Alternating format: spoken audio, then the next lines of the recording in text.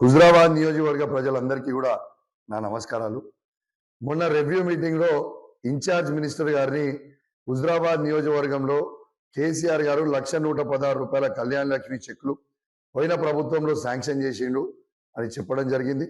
Election code వల్ల అప్పుడు ఆగినాయి, ఇప్పుడు ఇవ్వమంటే ఇబ్బంది పెడుతున్నారు సార్ అని నేను మొన్న రివ్యూ మీటింగ్లో చెప్పగానే ఇన్ఛార్జ్ మినిస్టర్ గారు నేను కలెక్టర్ గారికి చెప్తా అని చెప్పడం జరిగింది. ఇలా నేను ఒకటే అడుగుతా ఉన్నాను, ఇవాళ ఆర్డీఓ గారు ఎంఆర్ఓ గారు రాత్రి 12 గంటలకి ఆ చెక్కులు తీసుకుపోయి ఇలా బెనిఫిషరీస్కి ఇవ్వడం జరిగింది. సరే ఇచ్చిర్రు, ఆ బెనిఫిషరీస్ పక్షాన నేను ప్రత్యేకంగా ధన్యవాదాలు తెలియజేస్తా ఉన్నాను, ఎందుకంటే వాళ్ళకి ఆ చెక్కులు అందినందుకు. నేను ఒక్కటే అడుగుతా ఉన్నాను, గౌరవ కలెక్టర్ గారిని, ఆర్డీఓ గారిని, ఎంఆర్ఓ గారిని నేను అడుగుతా ఉన్నాను, ఇవాళ ప్రోటోకాల్ ఉల్లంఘన చేయాల్సిన అవసరం ఏమొచ్చింది?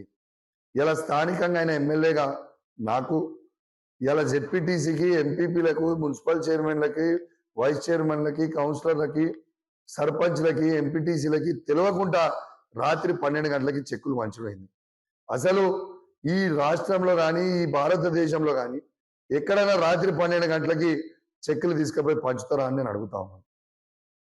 నేను ఒకటే చెప్తా ఉన్నాను, మీ అందరికీ గుర్తుంటే నేను ఈ కళ్యాణ లక్ష్మి చెక్కులు మీ ఇంటికి తెచ్చి ఇచ్చేటోని ఇవన్నీ చూసి ఓర్వలేక ఇవాళ ఏదో కౌశిక్ రెడ్డిని ఇబ్బంది పెట్టాలని మీరు అనుకుంటే ప్రజలందరూ కూడా గమనిస్తూ ఉన్నారు.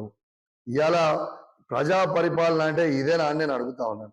ఇలా కౌశిక్ రెడ్డి గారికి వస్తే ఇది కేసీఆర్ గారు ఇచ్చిన 1,116 రూపాయలు కదా, మరి ఈ కొత్త ప్రభుత్వం వచ్చిన ప్రభుత్వం తులం బంగారం ఇస్తా అన్నారు కదా, ఆ తులం బంగారం ఎక్కడ పోయిందని అడుగుతారని భయపడి రాత్రి 12 గంటలకి చెక్కులు ఇచ్చిరా అని నేను అడుగుతా ఉన్నాను.